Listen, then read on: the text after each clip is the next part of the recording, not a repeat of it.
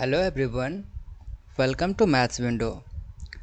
Students, complex number के पिछली class में हमने जाना था what is complex number, purely real and purely imaginary complex number के बारे में जाना था। फिर addition, subtraction and multiplication of complex number को देखा था एंड कॉन्जुगेट कैसे फाइंड आउट करते हैं वो देखा था एंड मॉडुलस के बारे में भी जाना था। और साथ में जो एक्सरसाइज 5.1 था उसका कंप्लीट सॉल्यूशन मैंने करवाया था आप लोगों को। उसी कड़ी को आगे बढ़ाते हुए आज देखते हैं, थोड़ा सा आगे जो कंसेप्ट रह गया था उसको देखते हैं और साथ में फिर हम एक्सरसाइज 5.2 एंड 5.3 का कंप्लीट सॉल्यूशन देखेंगे अभी। तो चलिए स्टार्ट करते हैं। सबसे पहले जो टॉपिक आता है उसमें वो रिप्रेजेंटेशन ऑफ कॉम्प्लेक्स नंबर है। कैसे कॉम्प्लेक्स नंबर को रिप्रेजेंट करते हैं, दो तरह से करेंगे, एक आर्गन प्लेन पे करेंगे और एक पोलर रिप्रेजेंटेशन करेंगे। तो देखते हैं सबसे पहला आर्गन प्लेन क्या होता है। एक बार हाईलाइटर चेंज कर लो। आर्गन प्लेन क्या होता है? Any complex number z equal to x plus iota y can be represented geometrically by point X Y में इसको रिप्रेजेंट करेंगे। एक्स एक्सिस को बोलते हैं, क्या बोलते हैं, रियल एक्सिस, और वाई एक्सिस को इमेजिनरी एक्सिस बोलते हैं। तो देखिए इसको कैसे रिप्रेजेंट करेंगे। थोड़ा ये इमेजिनरी एक्सिस को वाई एक्सिस बोलेंगे, रियल एक्सिस को एक्स एक्सिस। यहाँ पे जो भी नंबर रियल एक्सिस पे होगा वो एक्स को रिप्रेजेंट करेंगे एंड वाई को कहाँ रिप्रेजेंट करेंगे, इमेजिनरी एक्सिस पे। जैसे कोई अगर फॉर्म ए प्लस आयोटा बी के फॉर्म में है कॉम्प्लेक्स नंबर, तो देखिए नेक्स्ट स्लाइड में ए प्लस आयोटा बी के फॉर्म में कोई कॉम्प्लेक्स नंबर है तो ए यहाँ पे हम रिप्रेजेंट करेंगे इस वाले एक्सिस पे एंड बी यहाँ पे रिप्रेजेंट करेंगे। ठीक है, चलिए नेक्स्ट देखते हैं। जैसे कॉम्प्लेक्स नंबर लिखा हुआ है 4 + 5 आयोटा, ठीक है, तो यहाँ पे 4 हुआ और 5 यहाँ पे हुआ और ये जो पॉइंट है ये वाला पॉइंट रिप्रेजेंट कर रहा है दिसको, तो आर्गन प्लेन को। चलिए नेक्स्ट देखते हैं। आगे टॉपिक है argument of complex number. Argument of complex number क्या होता है? Angle made by line joining point Z to the origin. Origin से वो जो पॉइंट है वहाँ तक को जो लाइन ज्वाइनिंग है वो जो एंगल बनाता है एंटी क्लॉकवाइज एक्स एक्सिस के साथ, दैट इज कॉल्ड आर्गुमेंट, और उसको एम्पलीट्यूड भी कहते हैं। तो एम्पलीट्यूड ऑफ कॉम्प्लेक्स नंबर और argument of complex number same thing है। कैसे रिप्रेजेंट करते हैं? A R G of Z equal to theta equal to tan inverse Y X. इसका वैल्यू थीटा का लाई करेगा हमेशा -π से π के बीच में and this value is called principal value. इसको हम क्या कहेंगे? Principal value of the amplitude और प्रिंसिपल आर्गूमेंट भी कहते हैं। चलिए नेक्स्ट स्लाइड देखते हैं। प्रिंसिपल वैल्यू अब थोड़ा सा समझ लीजिए। x greater than 0, y greater than 0, argument of z equal to theta. Principal value ये होगा। x less than 0, y greater than 0, तो ये आर्गूमेंट क्या हो जाएगा? Pi minus theta. X less than 0, Y less than 0, argument of Z equal to minus pi minus theta. And X greater than 0 and Y less than 0, then argument of Z equal to minus theta. अब देखिए हमने argon plane पढ़ लिया। अब हम देखते हैं एक बार polar form of complex number कैसे रिप्रेजेंट करते हैं। Y axis, X axis, real axis, imaginary axis. ठीक है, इसको जो रिप्रेजेंट करता है, जो पॉइंट जहाँ से पॉइंट से लेके ओरिजिन के बीच में जो डिस्टेंस होता है उसको आर से रिप्रेजेंट करते हैं और वो होता है एम्पलीट्यूड। ये वो एम्पलीट्यूड, सॉरी एम्पलीट्यूड नहीं, इसको बोलते हैं मॉडुलस। तो ये मॉडुलस ऑफ जेड से हम रिप्रेजेंट करते हैं। तो Z equal to modulus of Z cos theta plus I sine theta, और इसको हम मॉडुलस ऑफ जेड को आर भी कह सकते हैं। तो R cos theta plus I sine theta, वही लिखा हुआ है कि इसको जो रिप्रेजेंट करेंगे पोलर फॉर्म में किसी कॉम्प्लेक्स नंबर को, तो Z equal to R cos theta plus I sine theta होगा। Next, square root of complex number. जैसे z equal to X plus iota Y है, उसका स्क्वायर रूट अगर हम निकालेंगे तो root over X plus iota Y हो जाएगा। इसका स्क्वायर रूट क्या निकलेगा? Root over modulus of Z plus X upon 2 plus iota root over modulus of Z minus X upon 2। जब y ग्रेटर देन 0 होगा। अगर y इसमें लेस देन 0 हुआ तो modulus of x plus X upon में 2 minus root over modulus of Z minus X by 2। चलिए less than 0।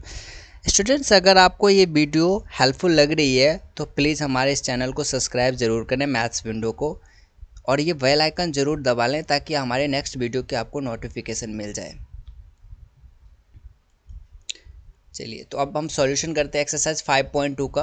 Question number first देखिए, modulus and argument of the complex number इसको find out करनी है। Z equal to -1 minus iota root over 3। देखिए तो Z equal to -1 और minus iota root over 3 लिखा हुआ है। कॉस थीटा इससे कंपेयर जब हम करेंगे, क्योंकि हमने अभी ये स्टैंडर्ड फॉर्म इसका क्या देखा था, Z equal to polar form इसका क्या था, Z equal to mod of Z और उसको आर भी बोलते थे, cos theta plus iota sine theta था ना ये।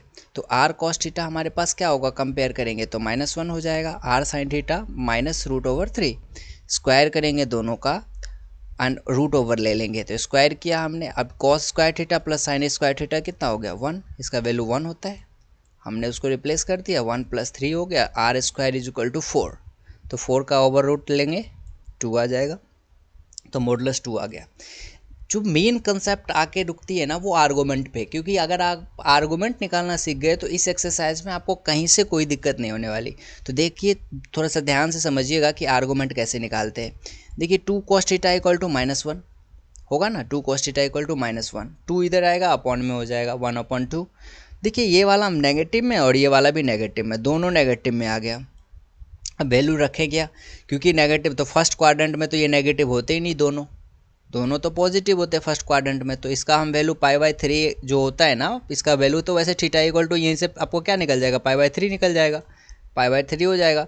लेकिन अब हम π/3 इसका हम रिप्रेजेंट ले नहीं सकते इसका वैल्यू, क्यों, क्योंकि ये थीटा लाई कर, ये जो क्वाड्रेंट लाई करेगा थर्ड में। देखिए फर्स्ट में all positive, sine cos positive, ten positive, यहाँ टेन पॉजिटिव है तो बाकी दोनों तो सारे इसमें नेगेटिव होंगे, चार इसमें फंक्शन में, तो यहाँ पे क्या होगा, साइन और कॉस दोनों नेगेटिव हो जाएंगे, और इसलिए ये वाला क्वाड्रेंट हमारा सेलेक्ट है और ये थर्ड क्वाड्रेंट में लाई करेगा। थर्ड क्वाड्रेंट पे जब लाई करता है तो इसका फॉर्मूला होता है माइनस पाई माइनस थीटा। जब हम पाई माइनस थीटा कर देंगे और माइनस लगा देंगे तो ये हमारा वैल्यू आ गया -2π/3, क्योंकि यहाँ पे थीटा का वैल्यू कितना मिल जाएगा हमें, π/3, लेकिन ये तो दोनों थर्ड क्वाड्रेंट में लाई कर रहा है, इसलिए ये वाला वैल्यू। तो हमने इसका मॉडुलस भी निकाल लिया एंड आर्गूमेंट ऑल्सो फाइंड कर लिया। चलिए next slide.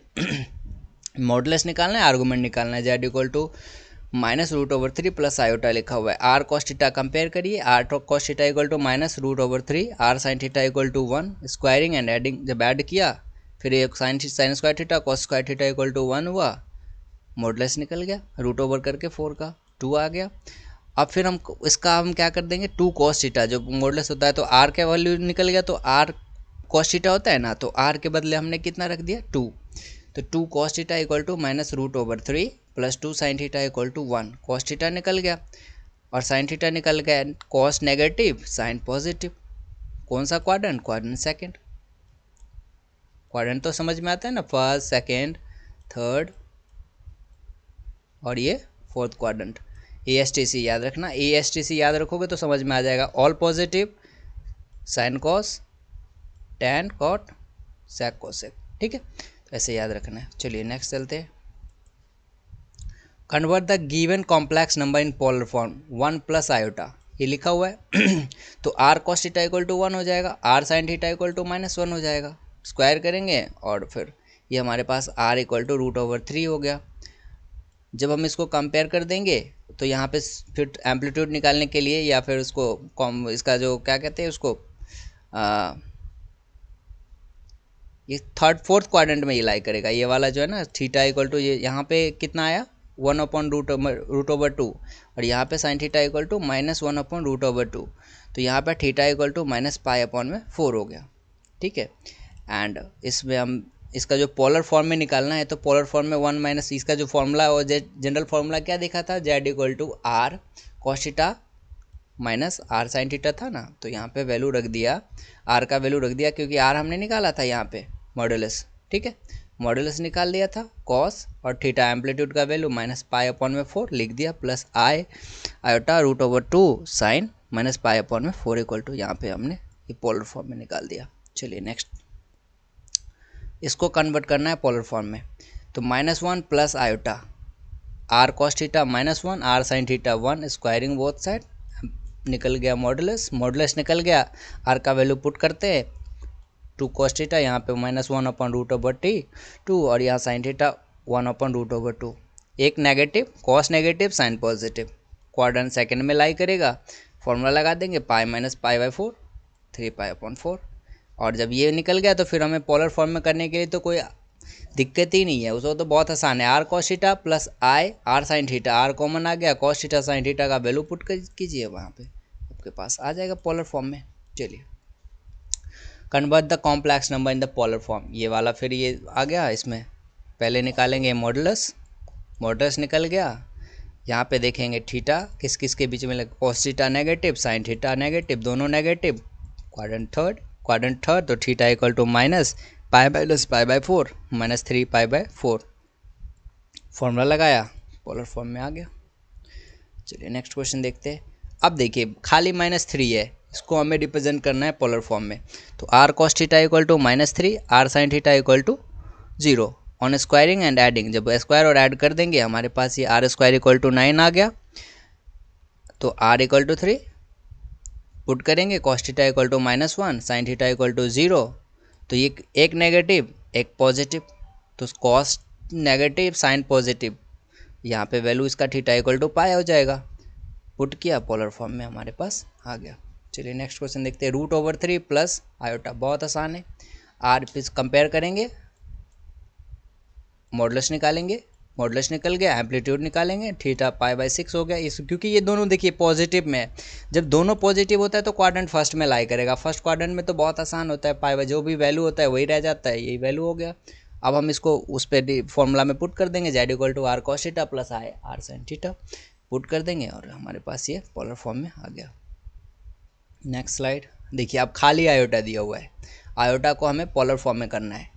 Cos theta x है ही नहीं, तो R cos theta is equal to 0, R sine theta equal to 1, on squaring both side, दोनों साइड स्क्वायर किया, आर का वैल्यू मिल गया, आर मिल गया, cos theta equal to 0, sine theta equal to 1, theta equal to pi by 2, formula में put किया, this is polar form. अब देखिए दोस्तों, देखते हैं तो सॉल्यूशन ऑफ क्वाड्रेटिक इक्वेशन, ये आपने 10th क्लास में पढ़ा था, ठीक है। ax² plus bx plus C equal to 0 where a does not equal to 0 होता है, ये क्वाड्रेटिक इक्वेशन का स्टैंडर्ड फॉर्म होता है। अब उसमें हम d निकालते हैं, चलिए नेक्स्ट चलते हैं, वहाँ पे d निकालते थे, d is equal to discriminant होता था जिसका वैल्यू होता था b² माइनस 4ac, यहाँ पे देखिए d equal to b² minus 4ac होता था। अगर d लेस देन 0 है तो हम उसको रिप्रेजेंट, उसको हम सॉल्व नहीं कर सकते, सॉल्व नहीं करते थे, कर तो सकते थे सॉल्व, लेकिन उस टाइम हमने सीखा नहीं, 10th क्लास के स्टैंडर्ड में आपको सिखाया नहीं जाता है, वो 11th क्लास का सिलेबस में आता है और उसको हम 11th में ही सीखते हैं। तो इसलिए अब यहाँ पे क्या होगा, d 0 होता था तो root are real and equal, अगर d ग्रेटर देन 0 है तो रूट तो रियल होगा, अनइक्वल होगा। अब d लेस देन 0 जब होता था ना तो वो रियल नहीं होता था, हम बस यही पढ़े थे कि रियल नहीं होता है, तो रियल नहीं होता है तो क्या होता है, तो अभी हम पढ़ रहे हैं रियल नहीं होता है तो वो इमेजिनरी होता है। और इस वाले चैप्टर के अंदर हम खाली सारे इमेजिनरी को ही सॉल्व करेंगे, क्योंकि रियल तो हम कर ही चुके हैं क्लास 10th में। अब एक और सेकंड फॉर्मूला देख लीजिए थोड़ा, अल्फा प्लस बीटा दो अगर रूट है quadratic equation ax² plus bx plus C equal to 0 का, तो सम ऑफ रूट क्या होगा, alpha plus beta equal to minus B upon A, and product of root क्या होगा, alpha into beta equal to C upon A हो जाएगा। अब देखिए क्वेश्चन आ गया, सॉल्व करते हैं। Solve the equation this x² plus 3, देखिए bx है ही नहीं यहाँ पे, तो कंपेयर करेंगे तो b इक्वल टू 0 हो जाएगा, a equal to 1 and c equal to 3, d निकाल लिया, b² माइनस 4a से 0 का square minus 4 into 1 into 3 minus 12 आ गया। अब रिक्वायर्ड इक्वेशन क्या होगा, इसका सॉल्यूशन क्या होगा, x equal to minus B plus minus root over D upon 2a, तो ये फॉर्मूला में पुट कर दिया। अब देखिए यहाँ पे क्या है, -12 है, यही जब उसमें होता था तो हम 10th में नहीं सॉल्व करते थे, लेकिन अभी क्या है, हम इसको सॉल्व करेंगे। ये जो रूट ओवर इसको हम ऐसे लिख सकते हैं -1 इंटू 12, तो 12 का तो रूट ओवर रख दिया, लेकिन -1 जो होगा ना उसका रूट ओवर 1 होता है, आयोटा होगा, -1 का रूट ओवर कितना होगा, आयोटा होगा। इसी को तो राफेल बम्बली साहब ने इसको देके बहुत ही इजी कर दिया था, कॉम्प्लेक्स नंबर को, कल हम पढ़े थे ना इसके बारे में, तो वही वाला है। चलिए नेक्स्ट देखते हैं, सॉल्व करना है इसको। फिर a b c कंपेयर किया, निकल गया d equal to b² minus 4ac minus 7 आया, फॉर्मूला में पुट किया, x equal to minus B plus minus root under D upon में 2a, 7। अब यहाँ पे -7 लिखा हुआ है तो -1 × 7, -1 × 7, -1 का वैल्यू आयोटा हो गया √7 -1, तो ये हमारा पास इसका सॉल्यूशन आया। नेक्स्ट देखते हैं, वही बात ही x² + 3x + 9 = 0 कंपेयर करेंगे, ABC निकालेंगे, D निकल गया तो फिर इसमें वैल्यू में पुट कर देंगे, x का वैल्यू निकल गया, इसके 2 रूट आएंगे। फिर से ये क्वेश्चन है, ABC कंपेयर कीजिए, A = 1, B = 1, C = -2, D B² - 4AC √, ये फॉर्मूला में पुट कर देंगे, x = -b ± √d/2a। Next question 5th, solve the equation x² + 3x + 5 = 0। Given equation ये है हमारे पास, कंपेयर करेंगे x² + bx + c = 0 से we obtained a b c तीनों मिल गया, therefore discriminant of the given equation is b² - 4ac -11 आया। अब जब हम इसका वैल्यू निकालेंगे x = -b ± √d/2a करेंगे, यहाँ से -1 ले लेंगे, इंटू 11 करेंगे, -1 का वैल्यू आयोटा होता है, रिप्रेजेंट कर दिया, बस इसका सॉल्व हो गया। नेक्स्ट क्वेश्चन 6th में, x² - x + 2 = 0, ABC D -7 required solution -b ± √d/2a। फिर ABC हुआ, A = √2, B = 1। यहाँ पे देखिए कुछ भी नहीं है, B के पीछे ना, x के पीछे कुछ भी नहीं है तो 1 है, हमेशा याद रखिएगा, कुछ नहीं लिखा हुआ है तो 1 है। C = √2, डिस्क्रिमिनेंट निकालेंगे गिवन इक्वेशन का, D = b² - 4ac -7, required equation का वैल्यू निकालेंगे, x = -b ± √d/2a, -1 ± √7 आया अपॉन में 2 √2। Solve the equation, x = √3x² plus ये वाला इक्वेशन दिया हुआ है, A = 3, B = -√2, C = 3√3, डिस्क्रिमिनेंट निकालेंगे, -34 हुआ, रिक्वायर्ड सॉल्यूशन क्या हो जाएगा, x = -b ± √d/2a। Formula put किया, ये वाला क्वेश्चन का आंसर आ गया। Next slide. अब देखिए यहाँ पे इसको जो करना है ना, इसको आपको थोड़ा सॉल्व करना पड़ेगा, कुछ नहीं है तो 1 है, इसके नीचे कुछ नहीं है तो 1 है, इसका रूट वो क्या करते हैं, LCM ले लेंगे, LCM लेना पड़ेगा, √2 इसका LCM आ जाएगा, और ये √2x² हो जाएगा, और ये वाला √2x हो जाएगा, +1 हो जाएगा, ये √2 इधर आके मल्टीप्लाई में हो जाएगा, 0 ही हो जाएगा। अब कंपेयर करेंगे, A = √2, B = √2, C = 1, डिस्क्रिमिनेंट निकालेंगे, डिस्क्रिमिनेंट निकल गया, डिस्क्रिमिनेंट, बस यहाँ पे देख रहे हैं हम डिस्क्रिमिनेंट इसका कितना निकला, ये निकला, फिर हम वही फॉर्मूला, इसको हम कंप्लीट सॉल्यूशन नहीं निकाले हैं, आप इसको, ये आपका HW है, इसको सॉल्व करके रखना, x = वही फॉर्मूला लगा के इसका सॉल्यूशन निकाल के रखना।